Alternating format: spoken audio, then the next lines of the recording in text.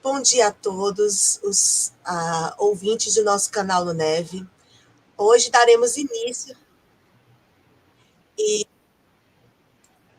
hoje daremos início à nossa transmissão da nossa terceira conferência, intitulada Northern Chaos Gods, Eddas and Sagas in Heavy Metal Music, apresentada pela professora Irina.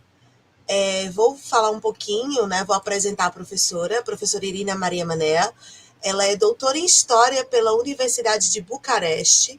Seu doutorado em estudos nórdicos a levou para períodos de estudo em Göttingen e Aachen, bem como a cursos de língua e cultura suecas nas universidades de Uppsala, na Suécia. Ela é professora da Universidade Signum, em New Hampshire, em História Viking e Sagas islandesas, é pesquisadora visitante da Universidade de Chester e mantém um canal educacional no YouTube chamado Shield of Scold. Gostaria de agradecer a disponibilidade da professora Irina. Irina, thanks a lot for your presentation. Now the stage is for you, okay? Feel free to start. All right, thank you very much. Muito obrigada por me convidar. I'm very happy to be here, and I will try to explain a little bit today the conceptual framework of the genre called Viking metal, while showing how it engages with Old Norse literature. This was basically the idea of my PhD thesis. Now, it is a little bit old because I wrote it in 2017. However, I do believe that some of the ideas I developed in this thesis are still quite accurate and relevant even today. So the main point of this research I've conducted was to investigate how the content these bands produce relate to Old Norse sources and what kinds of discourses are produced. So what do the new constructions of the past tell us about the relationship between the past and the present, and how heritage narratives can contribute to the formation of a cultural identity, at least in some parts of the heavy metal scene. So the main idea here would be that that new mythologies are born out of an intertextual play with old sources, and in this way, new sites of identity and imagined communities are produced based on a symbolic northerness. So in essence, these bands are aesthetically instrumenting the past, and they are playing with nostalgia quite a lot. With a romantic, nostalgic reimagining of history and heritage. And the result is that they weave a personalized cultural narrative that corresponds to a symbolic collectivity and cultural memory. And as we shall see later, this is not without controversies and contradictions. If you're interested in this particular topic, extreme metal, so not heavy metal, extreme metal, so basically the fragmentation of the scene beginning with the late 80s and the early 90s, you can resort to Keith Kahn-Harris, who wrote a seminal work in 2007 called Extreme Metal Music and Culture on the Edge. Recently, the Cambridge Companion to Metal Music was also published, and it also has a chapter about Viking metal. So I'm going to start a bit with theory, with how we can interpret popular music, heavy metal, music as a communication form, and then linking it to this whole idea of heritage and identity discourse. So popular music can be considered a powerful way of communicating because it has expressions, artistic expressions, actively creating meaning. So it represents a communicative medium, and we do have theorists ever since Adorno and Attali pointing out the capacity to mirror historical conditions. Otherwise, music can be regarded semiotically as a system of signs, and these signs are subject to interpretation based on their significance within a particular context. So viewing music this way makes it very close to a sort of language with a set of symbols and meanings attached to them. Meaning in music is conveyed both through sound, but also through extra musical elements surrounding it. And these elements collectively influence how the music is perceived, both individually and as a group. Meaning and identity, however, are always changing because both artists and fans or listeners, they constantly shape and reshape them. Beyond individual creative expressions, popular music also arises from shared conventions and definitions as people engage with and shape the cultural spaces around them. This process is about how people create meaningful worlds to live in through music. So, in other words, communicative models, they employ this idea of encoding and decoding markers and themes as central to understanding how people respond to leisure activities, including engaging with music scenes. In specific scenes such as heavy metal, communication occurs through a complex interplay of various elements, creating and reinforcing meanings. So, for example, Norse mythology or topic serves as such a code within the so-called folk or pagan or Viking metal scene. The use of ancient material acts as form of code of communication for metal musicians, building their symbolic communities and cultural identities. So within a music scene, meaning is crafted through the creation and consumptions of signs. And these signs, they can include all kinds of things ranging from sound, lyrics, to merchandise, videos, concerts, and festivals. These elements work together to craft a specific setting that represents its own identity made up of meanings. And the primary building block is, of course, the sonic coding. Core ideas like power and emotion are embedded in the musical, technical, and aesthetic dimensions, such as loudness, emphasis on guitars, complex rhythms, amplified basses, or raw and intense vocals. The loudness of metal music encodes the theme of power or empowerment, for example. But then we also have the verbal dimension of a band, encompassing a name, album titles, song titles, lyrics, contributing to the general identity and discourse. So in heavy metal, we can say that lyrics, they function as this loose array of signifiers, of fragmentary signifiers. They provide an impression or evoke specific feelings rather than a cohesive narrative, which contributes to the genre's mythos and rebellious ethos. Music serves as a platform for collective expressions, and the sound, lyrics, imagery, and so on, they provide opportunities also for escapism and self-recognition. So in other words, we engage with that symbolically in our everyday life, and we participate in shared experiences of play and leisure that more or less make us try to make sense of the world. In essence, music operates as a cultural language. We construct meaningful worlds and this shared sense of community. And very relevant when discussing this in leisure theory would be the work of Chris Rochect, who mentioned quite a lot the leisure practices, which can be understood as a form of coding.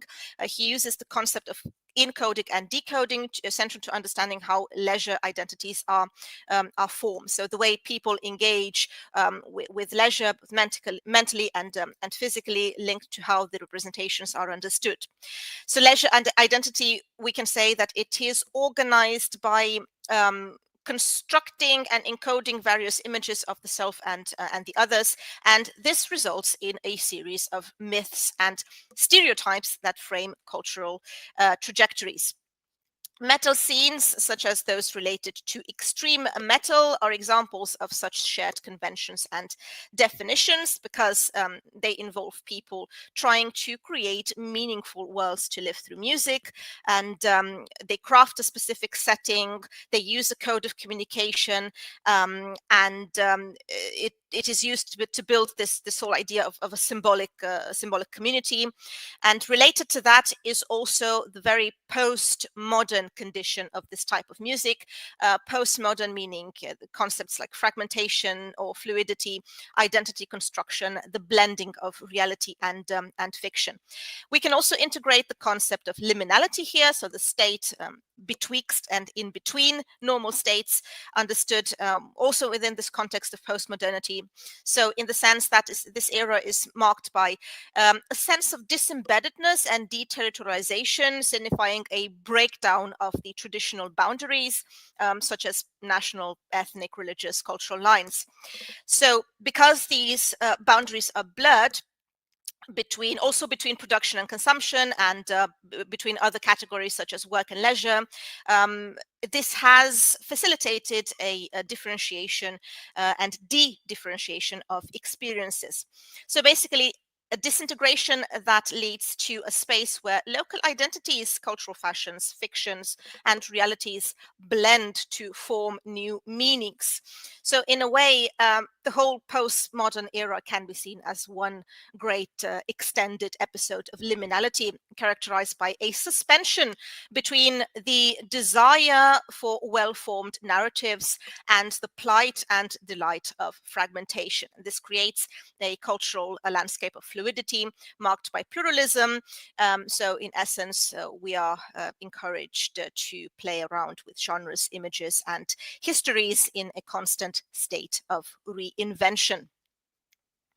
The chaotic and fluid nature of this condition drives people to use cultural spaces to construct new meanings and belongings. Engaging in leisure and seeking a sense of community is viewed also as a response to the angst and uncertainty often accompanying postmodern life. We are basically aestheticizing daily life in rejection of hierarchical structures, and this is something that we also see in what extreme metal bands are doing. Play also becomes an essential part of life. It's central to identity politics as well.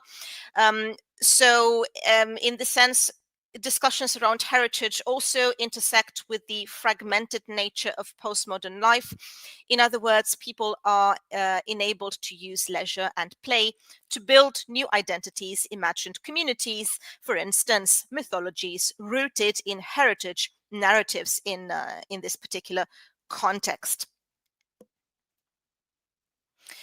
The mixing of diverse cultural elements, such as ancient themes and motifs in music genres like black metal, is explicable in this particular context because we have a bricolage of elements where the traditional boundaries are broken down, and new elements or older elements can be accessed, appropriated, and blended. A process which creates a dynamic hyper-reality.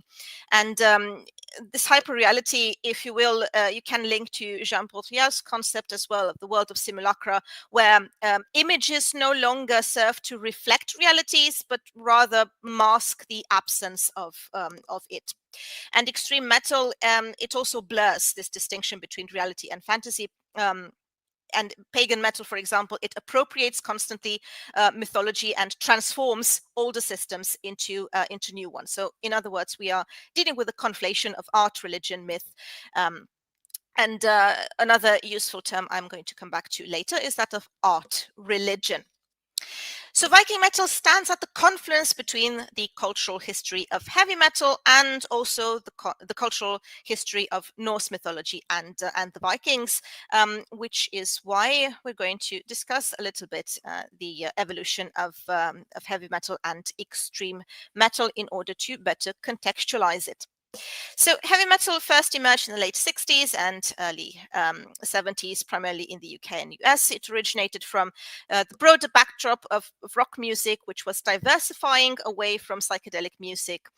The genre is traceable to two main influences: blues rock, which provided the fundamental structure, the riffs, and also the chord progressions, and also psychedelic music, which contributed to the enigmatic undertones, theatrical stage shows, and imagery, also more ecstatic Dionysian approach to music, to use a term by scholar Dina Weinstein.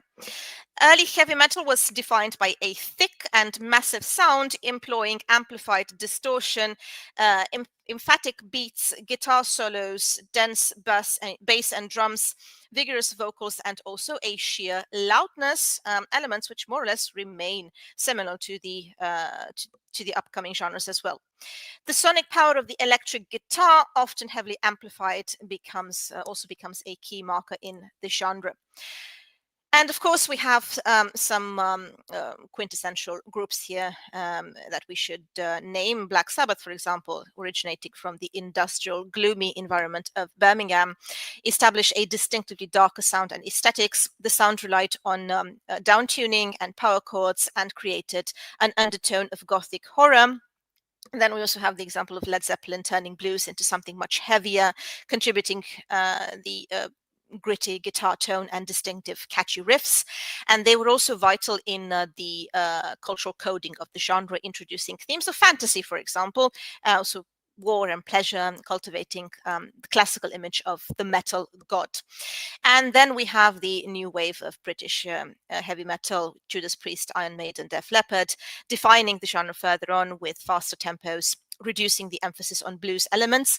Judas Priest cemented key aesthetic codes, introducing leather chains, spikes of the hardcore metal biker style, and helping codify what the genre is now understood to be. And then we also have the example of Motorhead.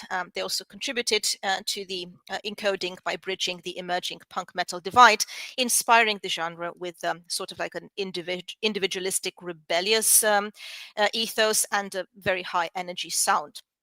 So in other words, the 80s marked a crucial period where afterwards metal split into two directions, more or less, as metal grew commercially and also stylistically diverse.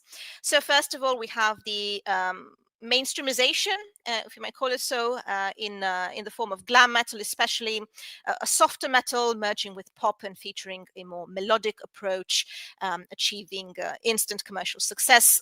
Glam metal bands such as Quiet Riot, Poison, or Bon Jovi promoted an image of extreme hedonism and also adopted a distinctive look involving leather spandex and also androgyny. And then we have the more fundamentalistic strain, the extreme strain in parallel. An underground milieu developed strains like speed, thrash, death, and black metal. This movement is largely a reaction against the expansion and excess of the commercialization of heavy metal. They were basically attempting to reconfigure the relationship to the genre's original core, which they considered to be more prestigious, so to speak. So thrash metal was pioneered by bands like Metallica and Exodus, a critical step in the evolution towards extremity. It it bore the influence of hardcore punk as well, and it resulted, generally speaking, in a very fast and aggressive sound. Thematically, they rejected this Dionysian spirit and extreme pleasure that was promoted by glam metal, and they preferred to tackle with social issues, for example, chaos, destruction, nihilism, and so on. So there was a push towards austerity and a return to the essential message, which they wanted to be stripped of this adornment, something that has also been compared with conceptually to the Protestant challenge to the extravagance of the Catholic Church. So thrash metal afterwards was responsible for triggering and sustaining the further stylistic dispersion of metal culture into what is nowadays termed as extreme. Extreme meaning like a cluster of metal subgenres characterized by sonic, visual, and verbal transgressions. We have the example of death metal emerging in the mid-80s, particularly in the scene in Florida, where it intensified this aggression. It featured heavily distorted and low-tuned guitars, abrupt tempos, strong drumming and blast beat techniques, screaming and growling as well. And it went beyond the general violence to include extreme topics such as gore, torture, mutilation, but also a little bit of occultism. It has been defined by some scholars as an obsession with fantasies of horror and control, and a desire to systematically transgress artistic boundaries.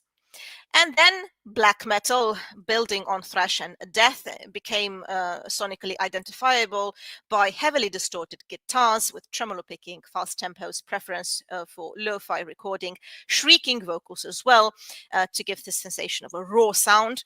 And the black metal scene is identifiable first and foremost by the indulgence in a anti-religious, satanic, nihilistic, fantastic imagery as well, First of all, we have early bands like Venom paving the way by designing a sort of like a mocking pastiche of blasphemous invectives. And then the second wave of Norwegian black metal in the early 90s with seminal bands such as Bursum and Mayhem heightened the transgressive nature, embracing misanthropic devil worship, nihilism, violence among the themes, and even going as far as applying some of the lyrical themes in the famous church burnings in the 90s, tied to an ideologized rejection of modern culture and society. So religion became sort of like a symbol for this general sense of modernity and globalization that they were trying to reject.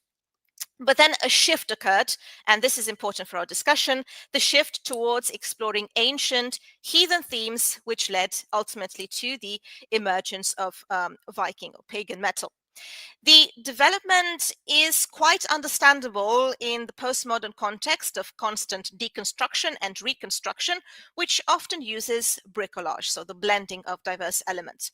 And Norse mythology and ancient materials were also appropriated as a code of communication for building symbolic communities. Here we have the example of the band Bathory, a foundational band here, a Swedish band, one-man band, marking a transition point where the project shifted from Satanism towards appropriating Viking imagery and narratives rooted in heritage.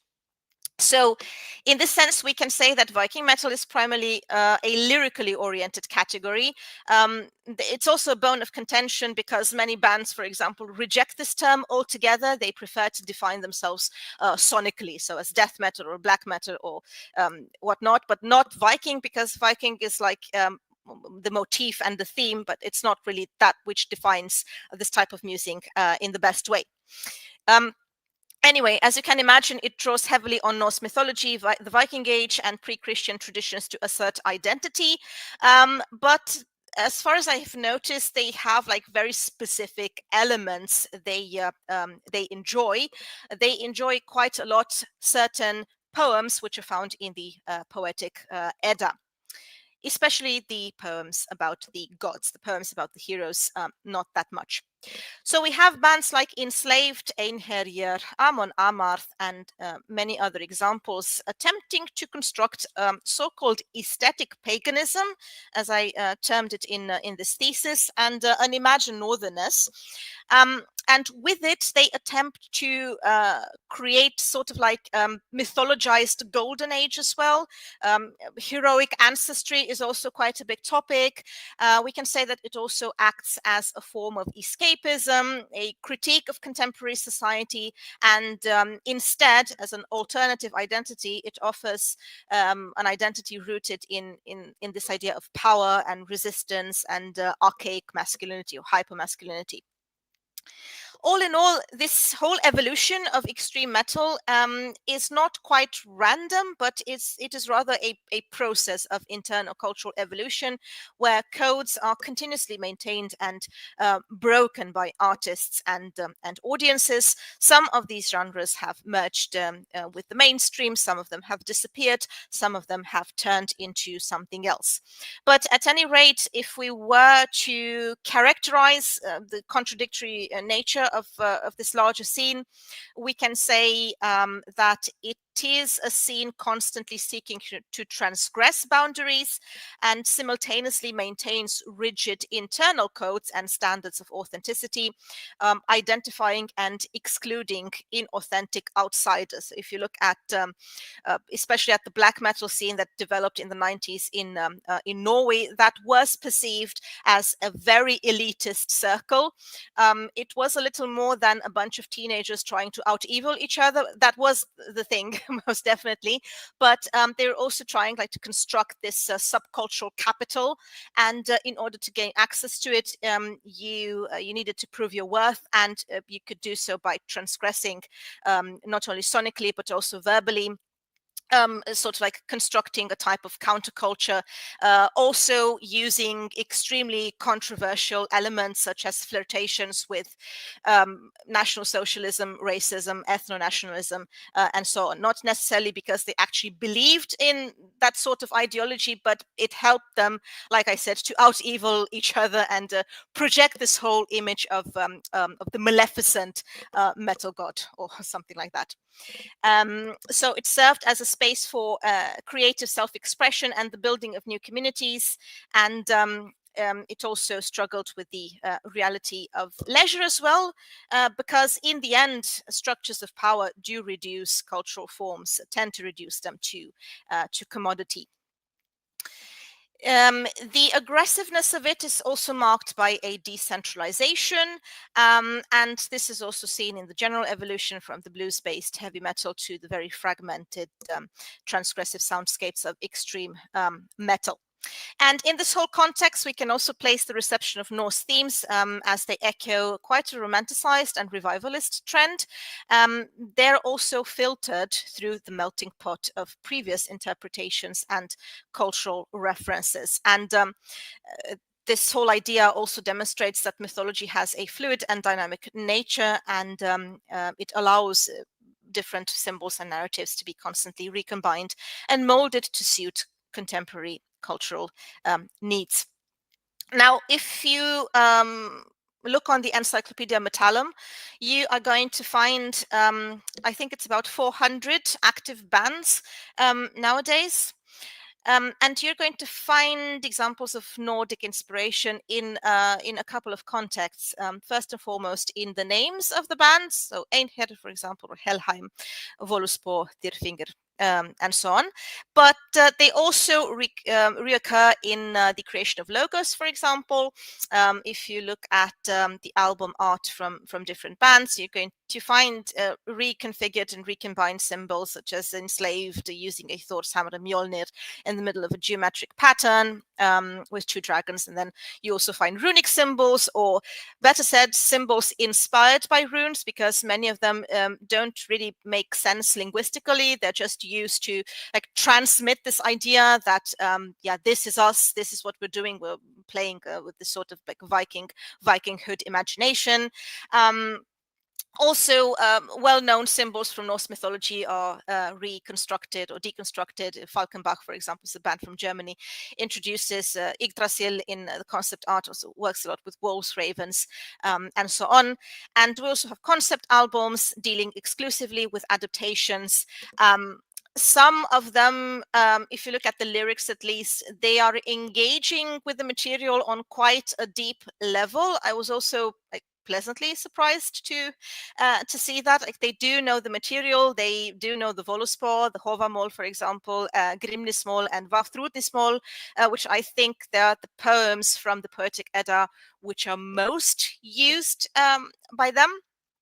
And yeah, they try to tell their own stories in a way by either by reconfiguring elements, although sometimes it's like direct quotations or translations from these sources as well, perhaps in the desire of trying to make them seem more authentic. So this is when this happens, generally speaking. So we have all these like old material that is part of something new, as part of an enactment with the purpose of aestheticizing the past. We can use the term mythogenesis for it. So in the sense of a constant recombination of the older material. Yeah, so like I said, we have a preference, a very clear preference for certain themes and characters. We find Odin quite a lot, we find Thor quite a lot, which yeah, it's interesting because it more or less reflects at least some of the parts of the Viking world and what they would have enjoyed. And then we also have figures like Baldur, Loki, or Heimdall, which are also very popular. Some of these are just used because they make for very good stories, like Odin and the Mead of Poetry, or Thor and his fight with Jormungandr, Baldur and the death of Baldur, and then the right to hell. So they definitely have this like entertainment value, but it is also coupled with this whole desire of constructing ancestry myths or constructing deeper links to the past. In terms of other elements besides the pantheon, they do have a preference for the description of the creations taken, most of it taken directly from the Voluspor, and they also have a preference for Ymir, for example, what happens to the giants, also for the war with the Vanir. And in terms of eschatology, they're very much obsessed with Ragnarokr and the description of the apocalypse, these whole very powerful images of the Fimbulwinter or the rise of Surte, and so on. Some of these narratives, I think, they're used in order to parallel what the bands themselves are doing, trying to, in a way, portray themselves as some sort of skulls, as the modern skulls, which could explain a massive preference for the myth about the stealing of the mead, and also about topics related to Odin's wisdom and generally Odin's quest for knowledge. There are also a couple of objects that they prefer. We find quite a lot of Mjolnirs, either in the lyrics or in the artwork, but also in stage appearances, for example. So the Mjolnir is quite a powerful marker of the scene in general, and then other important objects might include Yggdrasil, Gjallarhorn, Nagelfar, and so on. In terms of characters, besides the gods, we have like a preference for these destructive creatures, like Jormungand and Fenrir. The ravens come up quite a lot, and feminine figures, well, perhaps not that unexpectedly, they do not pop up often, but when they do, there is definitely a preference for the Valkyrie. So for this whole belligerent image, militaristic image, alongside Berserkir and Ulfhednar and so on, and also the Völur, so the prophetesses, and the Nornir, so the destiny entities, they also appear quite a lot. Other than that, feminine figures are not really part of the scene, unfortunately. So, like I said, the poems that are most used by these bands are the Voluspor, Hovamol, Grimnismol, Regismol as well, Sigurdrivumol, Rigstula, Baldur's Draumar, but they also use quite a lot from the Prose Edda, and the Prose Edda, in particular, the section Gylfaginning, and they mostly rewrite these sources using a personal artistic vision, but very often they do try to stick to the material and to be authentic. But when they do use the material, that's always framed within a couple of large themes, such as origins, ancestry, nature, destiny. So it's definitely a narrative construction and invention of the past here, and they're really trying really hard to construct this narrative of escapism and fantasy by reworking all significant stories and trying to give way to other mythical realms. What they're doing is not really new. Now, the sources for Norse mythology have always been used in multiple contexts. So the Poetic Edda, which might preserve some authentic material that is still a bone of contention. Also the Prose Edda, which is in itself a secondary source because it is a more systemic and euhemerized version of the myths. It neglects the fact that Old Norse religiosity was an oral tradition and it lacked institutionalized dogmas and canonical scriptures. So essentially, the mythology didn't really have a fixed form. It would have varied contextually. And even after the Christian conversion, medieval authors, particularly in Iceland, sought to integrate their ancestors and beliefs into the island's broader cultural memory. That is why we have the sagas, and we also have the sagas of the ancient times, the Fornaldarsögur, which were deeply engaged with the mythological past before the introduction of Christianity. This ties to the idea of a later modern revival of Norse mythology, and to this whole romantic nationalistic intellectual movement that we can see in Scandinavia, the early interest being fueled by nationalistic interests. And this is, I think, very well exemplified by a movement called Göticism, so Gothicism.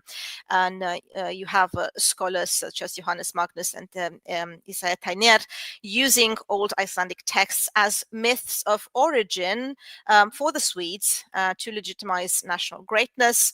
So in the 18th, 19th century, Norse material began gaining prominence over classical standards, and this was also largely aided by scholars and translators. Also have romantic writers such as Thomas Gray and William Blake embracing Norse stories and often also displaying an obsession with Odin or Valhall. So in essence, the period gave rise to this whole romanticized, deeply romanticized version of the past, blending history and mythology and in different styles. And the image of the Norse also is constructed here as these superhuman brave warriors exemplifying liberty and democracy and whatever, also became popularized. And then again, the mythology was also woven into the historical discourse as elements of national identity and romanticism, often functioning as a hyperreal expression of culture. And this inevitably resulted in stereotypes promoting the Norse spirit as bold, free, and unconquerable, something that was recycled, recovered in extreme metal as well. Scandinavian romantic art solidified these cliches in the depiction of deities, for example, such as Thor's imposing figure. The figure of the Nordic hero was exalted in dramatic art, and it became a vehicle for romantic and nationalistic aspirations. In the 19th and 20th century, Norse myth unfortunately became heavily politicized, particularly in Germanic context. So Norse symbols were appropriated into all kinds of racial theories. The German Völkisch movement, which essentially constructed German national identity by assuming a pan-Germanic, common Germanic origin with Scandinavians and adopting Norse mythology as the cultural heart of this identity. And we have Richard Wagner's example here, the Ring trilogy, which dramatically reimagined Norse mythology and codified the image of the pseudo-archaic theatrical Viking, a type of artistic construction contributing to a world of simulacra where images mask the absence of reality. Then we also have ideas, more extremist ideas, such as Ariosophy and Wotanism, emerging regarding the Eddas as relics of the ancient Aryan civilization.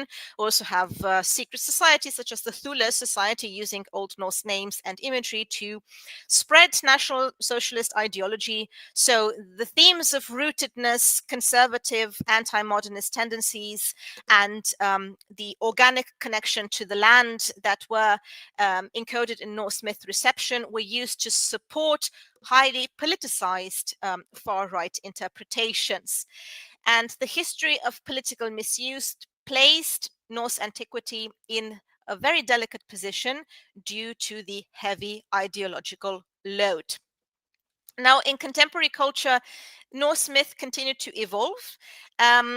It re-entered the mainstream more or less through a hypertext of references, mainly J.R. Tolkien would be to mention here, influenced by the Eddas and Sagas and also all kinds of Germanic-inspired mythologies, integrating Norse themes such as creatures, plots, names into his Middle-earth universe. And this has become a huge global influence.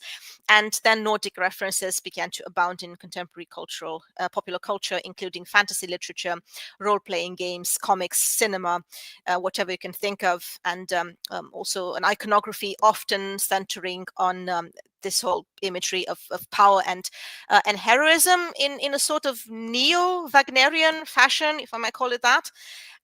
Furthermore, we also have modern neo-pagan movements such as Ásatru, using the Eddas and Sagas as core sources to construct alternative spiritualities and an identity based on allegedly ancient traditions.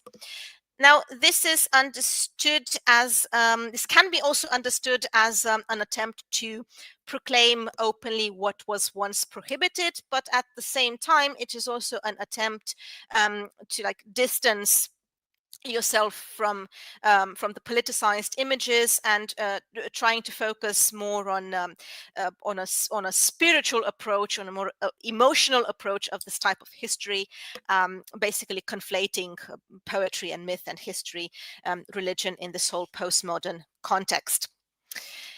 And this is something we can see quite often if we look at the lyrics in extreme metal. Norse material serves as a primary code of communication, and it constructs mythopoetical narratives. Many bands focus on figures associated with martial prowess and leadership, often invoking them as direct ancestors or guides for heroic action. For example, if you look at the lyrics of the bands Enslaved, Einherjar, Amon Amar, Tyrfingr, actually most Viking bands think they have an obsession with Odin as a martial figure and a source of wisdom as well. So, for example, in Enslaved, there is a song on Wotan using the Germanic name, interestingly, and portraying a battle cry promising to fight until Heimdall blows the Gjallarhorn. And then we also have something interesting going on with this band because it tries to move a little bit more in the later work from this whole belligerent militaristic imagery. Viking imagery tries to move to a more philosophical existential approach in albums such as Axioma Ethica Odini, references to the wisdom of the poem Hovamol. Using ancient thought, or what we might deem as ancient thought in Hovamol and other sources in order to comment on existential problems and so on. So in a more general manner, and it is actually a very good strategy so that you can distance yourself from this whole very politically laden reception of Norse mythology and the controversies that might result from it.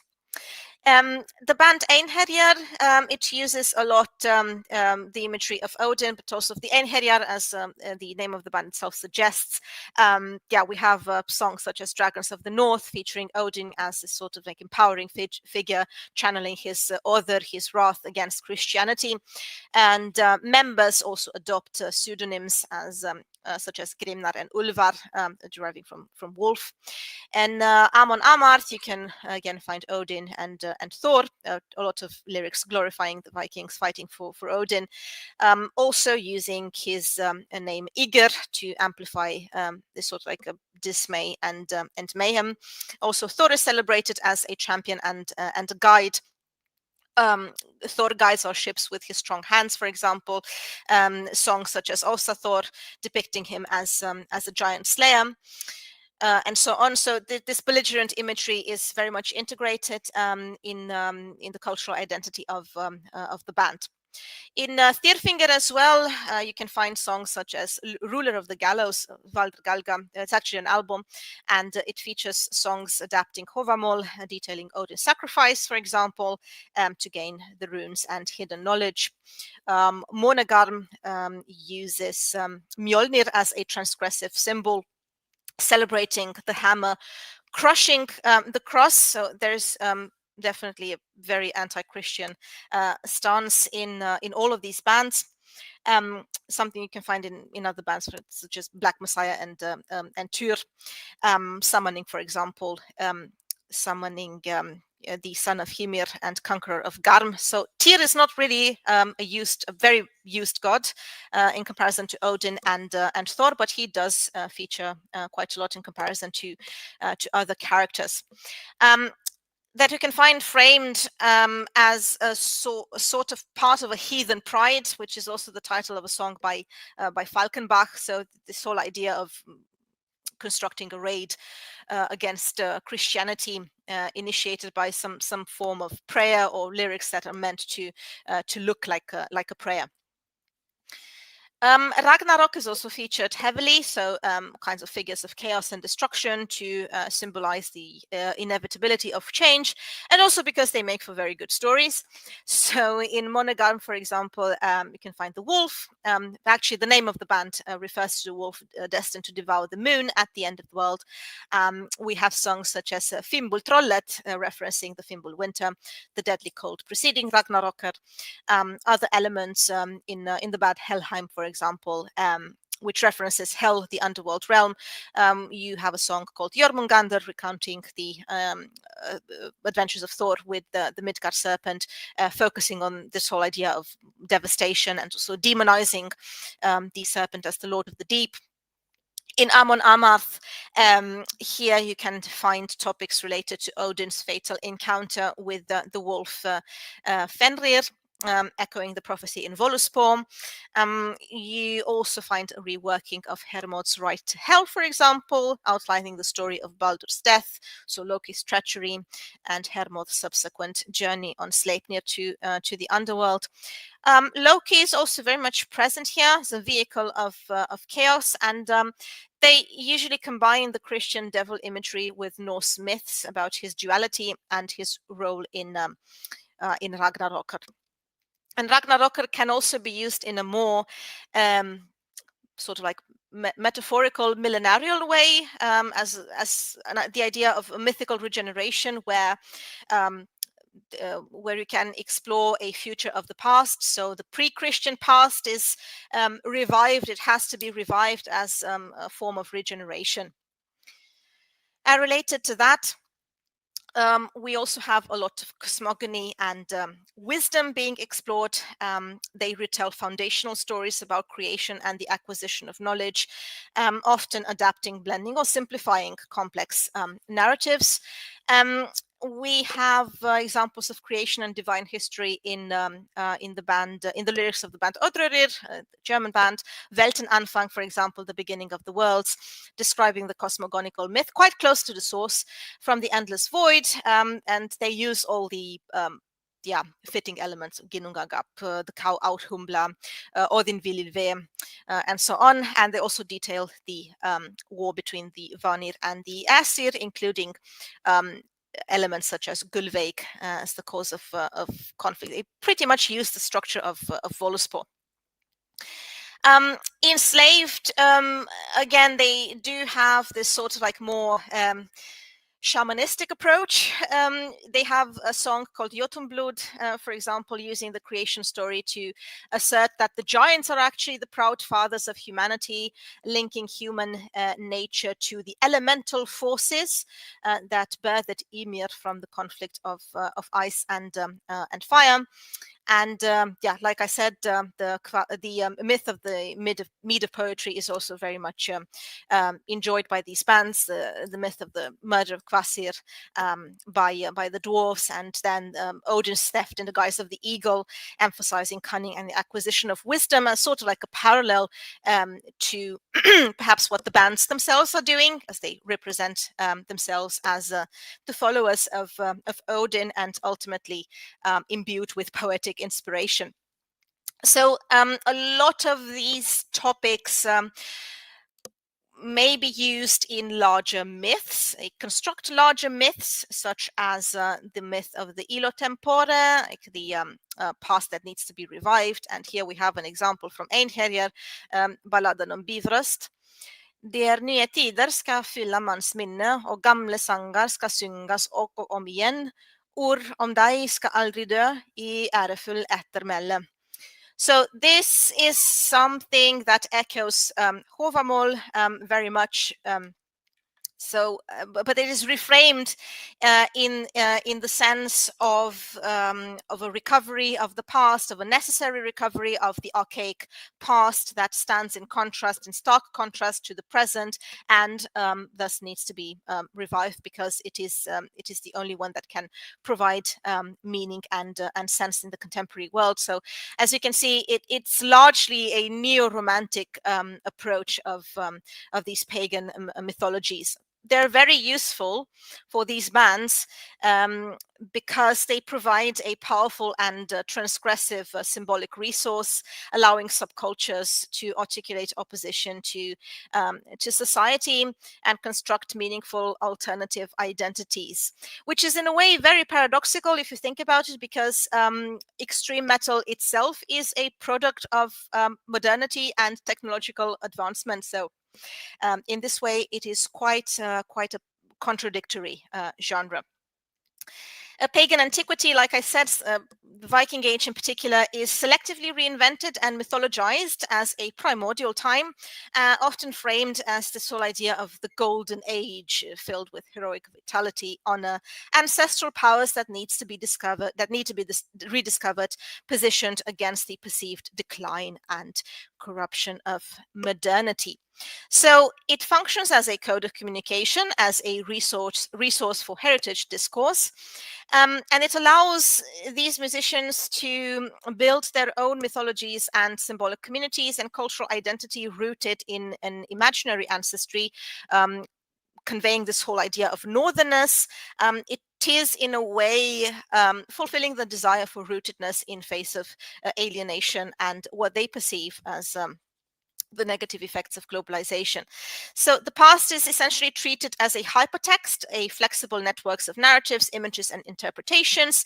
And this fluidity allows artists to engage in new myth making, the so-called mythopoesis, creating their own historical fictions that blend the past with today's concerns and fantasies. And they also construct what we might call a chronotope, in the sense of a space of communication within this community that recovers this sense of time and place set in the Norse world.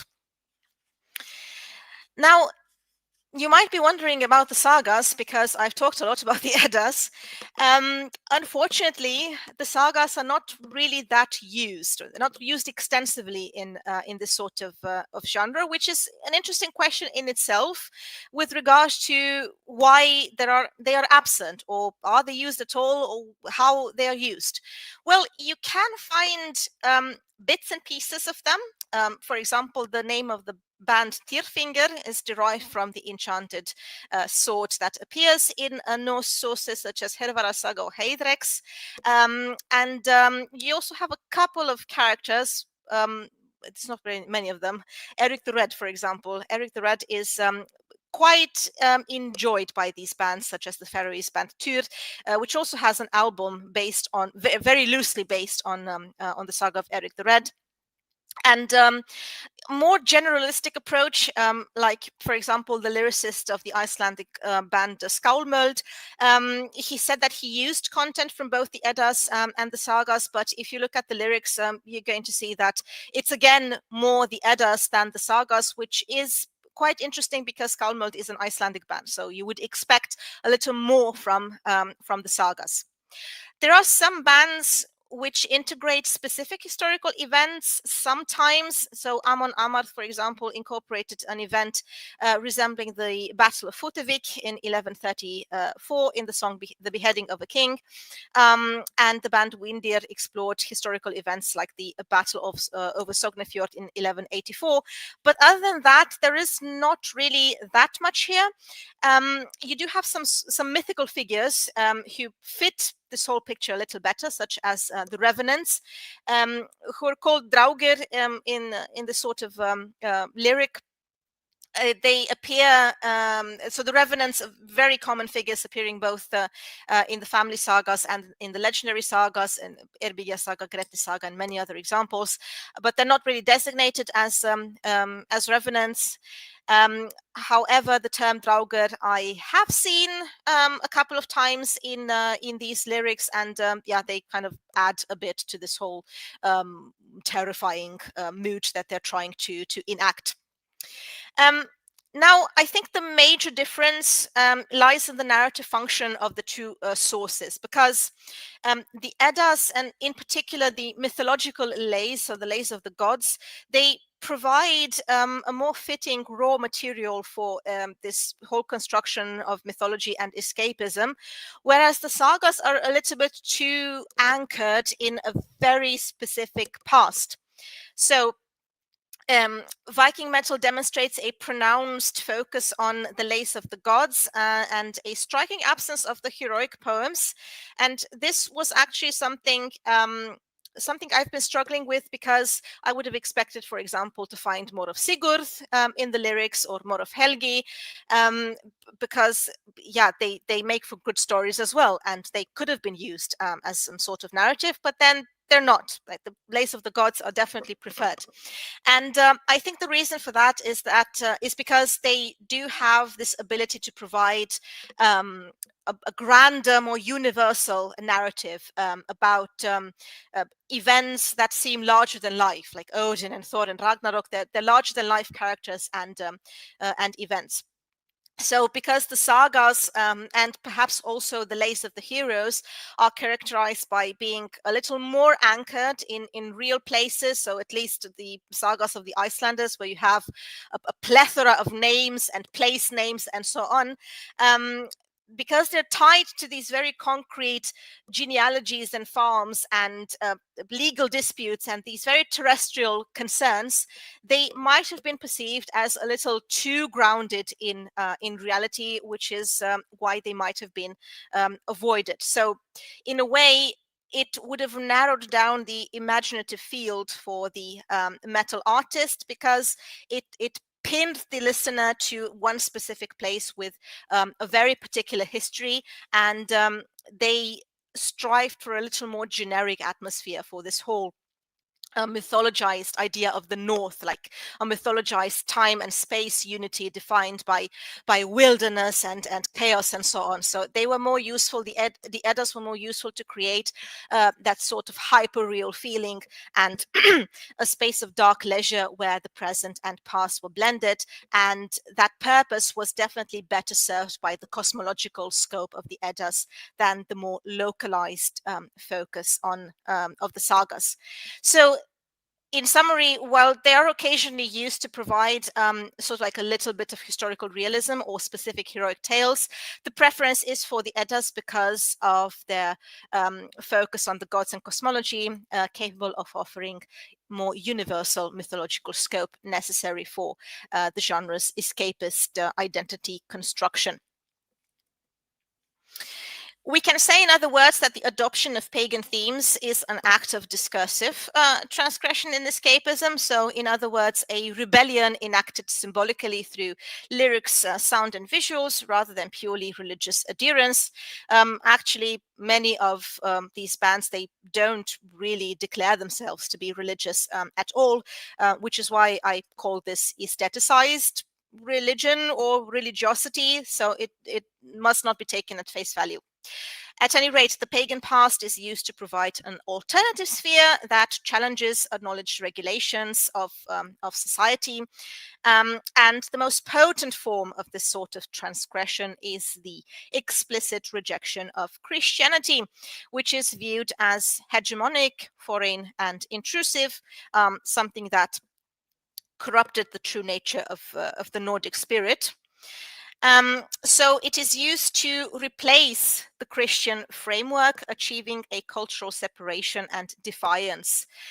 The adoption of heathenism can in this way be labeled as a sort of pagan carnival or aesthetic paganism. It's not dogmatic, but it provides a powerful language of mystical significance and counter-religiosity. So, for instance, Odin and Thor might not be invoked as objects of worship, but rather as symbols of power, commanders that sanction aggression and warrior ideals.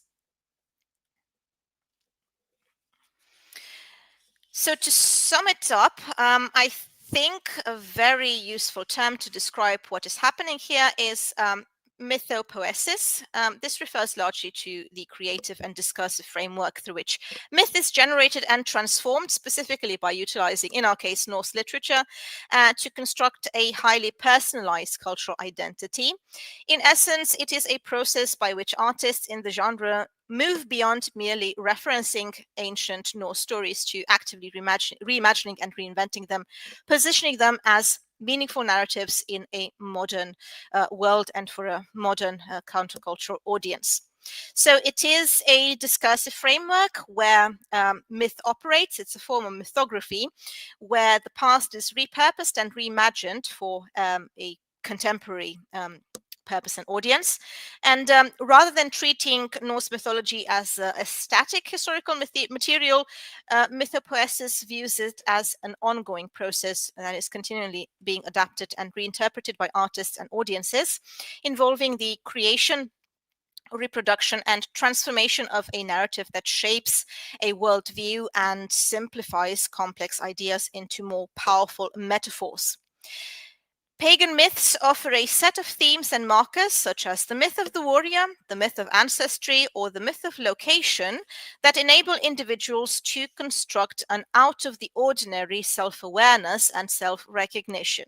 So the Norseman is often recast as hypermasculine, barbaric, embodying strength and glory and tradition.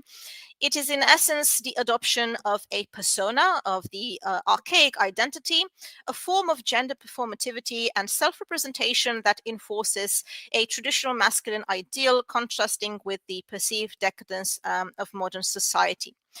And the recasting of the past creates a type of dark leisure space, a kind of mythological carnival, like I said, which offers escapism from daily routines and allows for a temporal suspension of normal roles and rules. So in a way, by temporarily adopting these identities, participants cross a threshold of normativity to explore perhaps more meaningful realms for them through fantasy and art. So the interest in pagan mythologies is not purely academic or historical. It is a pragmatic cultural strategy because the past is repurposed as an aesthetic weapon in the present, and it offers an ideal framework for translating countercultural feelings into powerful shared identities within a dynamic scene. So Norse mythology in this scene becomes a core code of communication. It is a form of mythogenesis as well, because Norse mythology is used to construct new myths. So a new cultural identity based on a few interconnected myths, which have become quite stereotypical to my mind. The myth of the warrior, so this whole idea of hypermasculinity. The myth of ancestry is essentially asserting an indestructible and continuous lineage with an idealized antiquity through a symbolic kinship with ancient gods and ancestors. Then we have the myth of the Golden Age, essentially positioning the pre-Christian times as a period of heroic vitality, contrasting with a perceived decline in modernity. And then the construction of a northerners, an imagined geography, blending real Scandinavian landscapes with mythical realms, embracing wilderness and opposing urbanization. The myth of decline and rebirth, framing the conflict between heathenism and Christianity as this sort of apocalyptic cultural war, leading to the restoration of ancestral powers. So the contemporary artistic reception uses Norse myth to generate a hyperreal and escapist leisure space, a mythological carnival where audiences can engage with a romanticized, heavily romanticized heritage and experiment with archaic identities, which is why the term of art religion used by Stefanie von Schnurbein is also very useful here, in the sense that this heathen pose in its nostalgic evocation is a reaction against what is perceived as the profane order of things, which is why these Norse symbols seem to function very well in enhancing such countercultural identities. And last but not least, let's address the elephant in the room, which is the fact that this thematic code used by Viking metal converges often with ethno-nationalist discourses, because it often emphasizes exclusivity, ancestral purity, and anti-modernity as well. Here there is to say that most of the bands, they do actively distance themselves from this type of discourse, but the problem is that the semantics of it, the vocabulary they use, it comes from more or less the same place, because they use a lot of vocabulary about roots and rootedness and authenticity and the revival of old beliefs, which is a sort of language that sits uncomfortably close to the mythical language nationalists and ethno-nationalists have used for over a century. It constructs a myth of ancestry by asserting an indestructible and continuous lineage with the idealized pagan antiquity. They sometimes use the very problematic, to say the least, idea of blood as a container for cultural memory and the folk soul to establish a lineage to the gods. And the lyrics also frequently construct a myth of decline and regeneration, framing the introduction of Christianity as a foreign and intrusive force, corrupting the true Nordic spirit. The opposition is reflected in the desire to return to a pure origin, which structurally mirrors the narrative used by a lot of right-wing movements. The focus on an uncritical obsession with the ancient past, along with elitism and nationalism, might appeal to right-wing audiences as well. Furthermore, fan discourse often projects a fictitious Viking identity rooted in whiteness and anti-modernity onto the genre, which is why I think it would be very important if somebody did a sociological study with regard to how fans perceive this music, because yeah, this is going to be a little unscholarly because it's based on my own observations, but we also have scholarly work done, not necessarily on Viking metal, but on heavy metal in general. Carl Spracklen from the University of Leeds, for example, who also teaches leisure studies, he did engage with the way fans receive this sort of message, and the bands, they do tend to insist quite a lot on this idea of alternative identity and carnivalization of history, but the fans, the way they receive it, they seem to be a little more obsessed with this idea of finding your Viking roots and going much further than just enjoying yourself in the pose of the Viking for a while at a concert, and like trying to build this very coherent narrative of a Vikinghood, also by resorting to this kind of problematic discourse. Now, there is a concept used to describe this phenomenon, the concept used by Keith Kahn-Harris in his work, which I think is a good one because it explains quite a lot, that of reflexive anti-reflexivity. This basically means that you as an artist, you are aware of the kind of contradiction and controversy you might create with that type of discourse, but you essentially try to avoid it by stating it's rather part of your subcultural capital, part of your scene, part of the shock value that your music has, and it's just used for artistic purposes. And I'm not sure if this is enough to explain the inherent controversy, or to be apologetic to it. But at any rate, if you look contextually at the evolution of black metal, you are going to see that from the very beginning, we do have flirtations with the Nazism and racism, serving as transgressive practices designed to provoke shock, because the core identity of extreme metal involves all kinds of controversies on a sonic level, on a verbal level, on a visual level, and so on. So this coquetry with the far right, it can be seen contextually as an extreme form of shock value and boundary making. In other words, bands incorporating provocative references while trying to depoliticize them by emphasizing they don't take them at face value in their art. However, this strategy, like I said, does create some problematic gray zones and blurred boundaries, because the use of symbols such as the Odal rune by bands like Helheim, despite the political connotations, is often defended because the rune also connects to this ancient feeling or ancient meaning of lineage. And similarly, the band Bathory from the very beginning also flirted with that kind of symbols. The S rune, for example, as well, explained as a provocation and fight for the gods to have their place in their rightful place in discussion. And then we have these shared themes of primitive kinship and homeland mysticism, meaning that the boundary between mythic pride and militant ethno-nationalism is a little bit porous when these symbols are the same. And this leads to the music being frequently interpreted through essentialist ideas of race, nation, and masculinity, even if the bands themselves largely explicitly reject racism and these unholy alliances.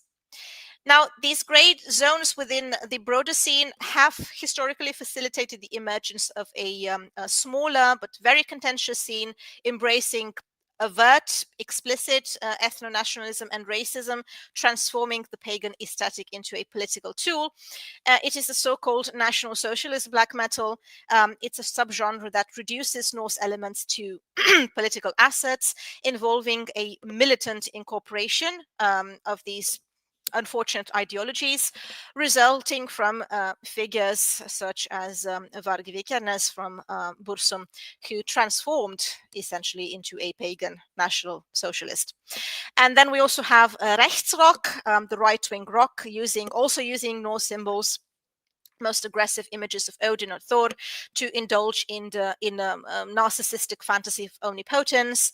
The music is very militant. It aims to carry xenophobic and elitist messages, and the lyrical reception is reductionist and loose, stripping characters of context, stuffing them with values related to fatherland, peoplehood, military prowess, and so on. So bands in this fringe, they use congruences of Norse myth and racial connotations, with some groups explicitly using racial messaging, such as the Valkyries by the white man's side.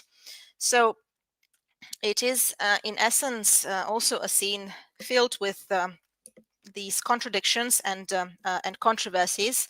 It exists in a paradox, if you will, because it celebrates myths of cultural freedom and ancestral glory, but because of the history of Norse myth and the nature of its exclusionary thematic codes, ranging from ancestry to anti-modernity, it flirts with and is sometimes appropriated by more extreme political ideologies seeking to enforce these aesthetics as racial mandates.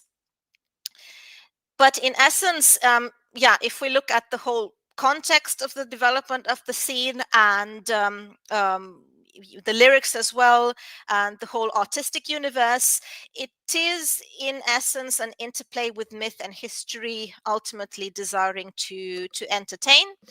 It constructs an immersive universe of enchanted epicness. It provides a utopian dimension built on symbolic and science, and the idea is to offer refuge from contemporary anxieties and mundane reality. It is carnivalesque in the sense, Victor Turner theorized this idea in the sense of a deliberate historical play. So grotesque exaggeration, taking historical material and remixing it with anything from electric guitars to identity politics, resulting in a clash of ages that becomes part of the play. So we are dealing in the whole scene with a mythopoetic process, allowing for the creative and emotional exploration, but the symbols chosen for this performance are also rooted in quite a specific and often exclusivistic heritage discourse. Thank you very much. I hope this was useful for you, and I was able to provide sort of like a broad framework related to how to interpret such a phenomenon. And if you have any questions, be happy to answer. Thank you, Irina, for your conference. We have some questions in our YouTube. The first one is there something in the musical structure of Thimba that contributes to this invention of the North, or does it rely solely on the visual and lyrical aspects? Hmm. Yeah, well, we don't know a lot about Viking Age music. Actually, we do know quite some stuff because there have been reconstructions of lyres, for example, like the lyre in Ribe or Saturhu as well. But we don't have any music from that time period. So, in that sense, it's not really reconstructionist. But what some bands try to do, and these are the more folk metal bands, they try to integrate instruments such as flutes or bagpipes or something of the sort in order to create sort of like a mood, like an atmosphere. It's like you, if you listen to it, you gain sort of like this very broad, large impression that it is something from the past. But generally speaking, it is largely a lyrical genre. So Viking metal, it is a lyrical genre, and I think this is why a lot of bands have a problem with this term in the first place. I mean, Amon Amar, for example, they were asked a couple of times about this. Do you play Viking metal? And every time they say that, no, we don't know what that is. I don't know what Viking metal is. We just play death metal, yeah, because this has like a sort of canonical features which are very well framed sonically. So more authentic Viking metal would be like, I don't know, if you try to, like I said, to integrate the Ribe lyre into the genre, which is not really something I've seen. It would be definitely interesting, but yeah, it's in essence a genre very much based on images and on these appropriations of the poetic Edda and the prose Edda.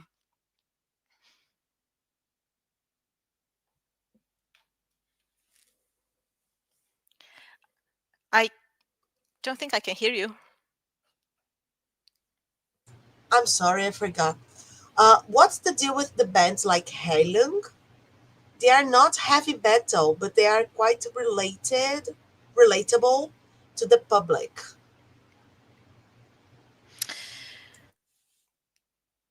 Mm, relatable to the public. Yeah, well, I don't know. The scene, I guess the scene globalized quite a lot.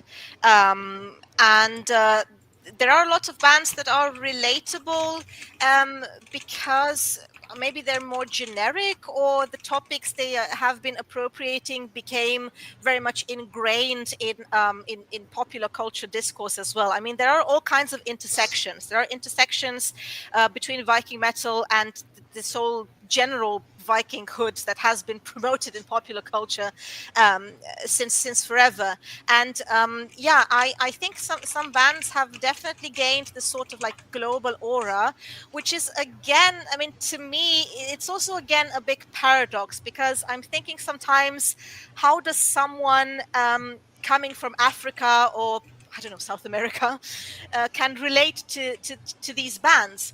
And this is also something that I think can go into like two directions. So on the one hand, let's say that you're rather interested in the sonic aspect of it, and I think that's something most fans, most metalheads can relate to. That first and foremost, the music is the one important, and what the music can transmit to you in terms of emotion, and so on. Because yeah, honestly, before I started this this research in 2014, I didn't really look at the lyrics myself. I mean, I listened to a bunch of stuff, but the lyrics were not the most important things. Yeah. So yeah, I think they relate a lot to the sonic aspects of it. I think they relate a lot to this opportunity to create an alternative identity to experience for a while.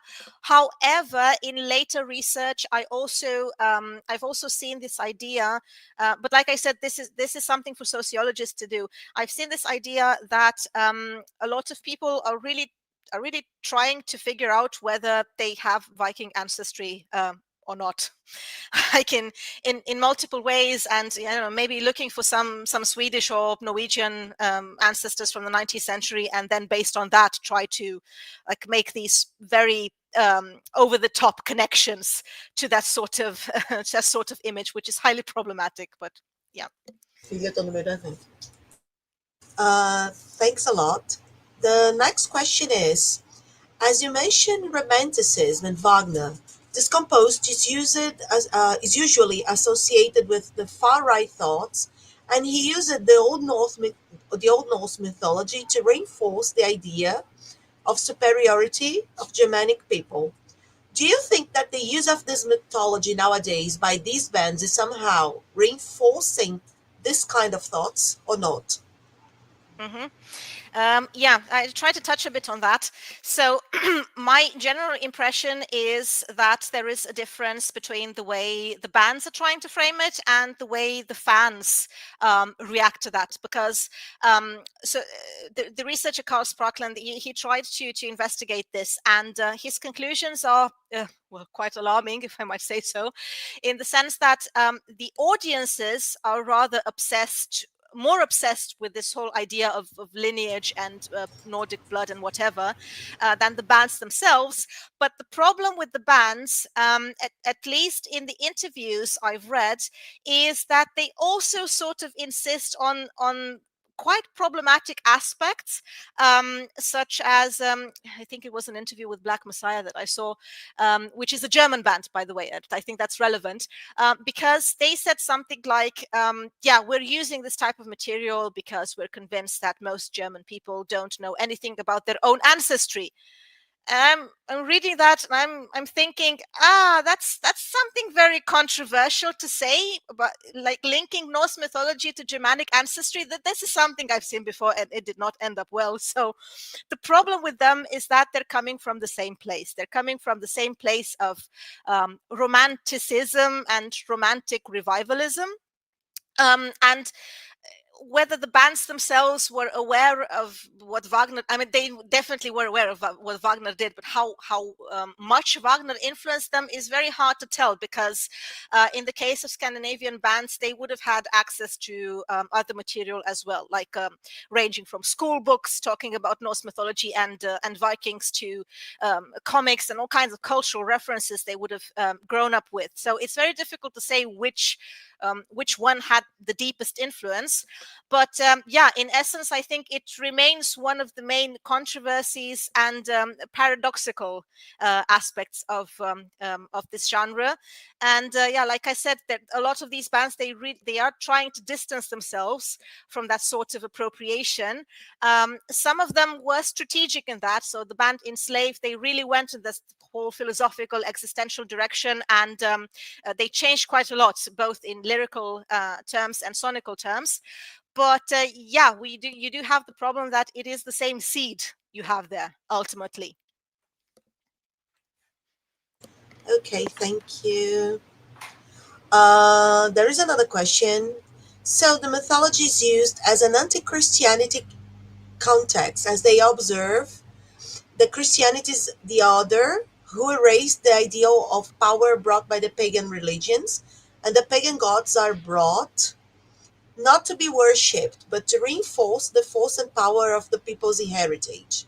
Consider this point. Is there any point in aesthetic of these bands in order to create a counterculture against Christian values and reinforce not only the aesthetic, but also in the society? A kind of religious war against Christianity. The bands are doing this in society in general. So I would say Christianity is like a pars pro toto in this whole history, like representative for everything they are against. And this whole story, it's very much started with black metal. So Viking metal is an offshoot of that. They eventually came to the idea that yeah, maybe we not use Satanism because that's also part of Christianity. Let's use something else. So yeah, in black metal at the beginning, there was this whole idea of like being against things in general. We also have to consider the fact that the ones who created black metal, they were a bunch of teenagers in Norway growing up in the 90s.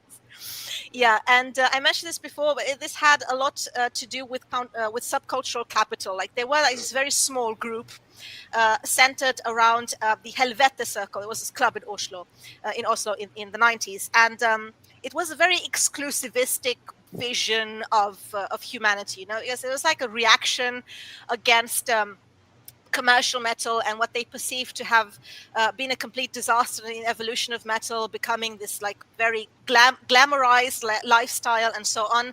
And they wanted something pure. This idea of purity was very important to them. So they rebelled against different things. And what should you rebel against as a teenager growing up in the 90s in Norway? Well, you rebel against Christianity, among other things.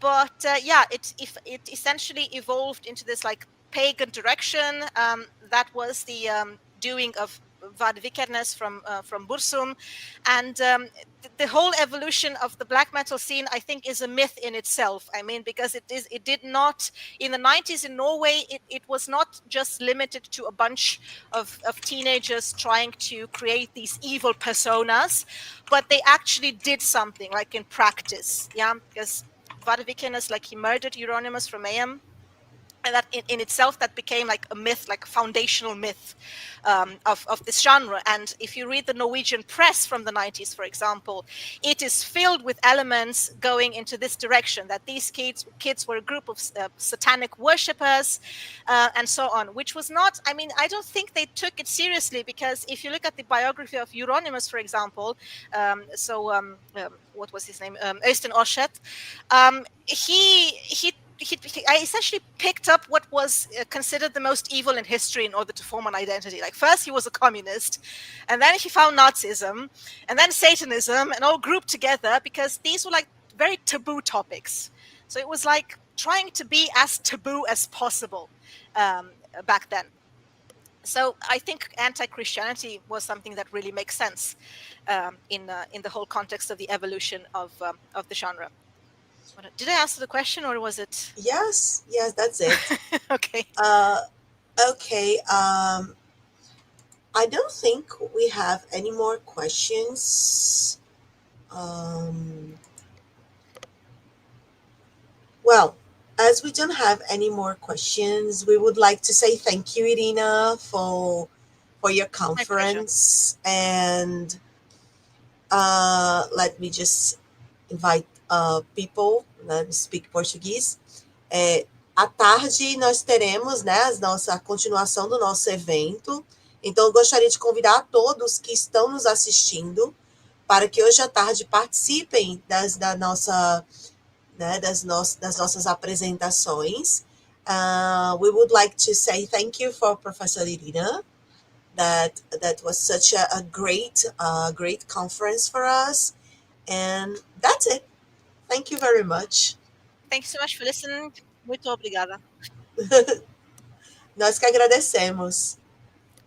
Thanks a lot.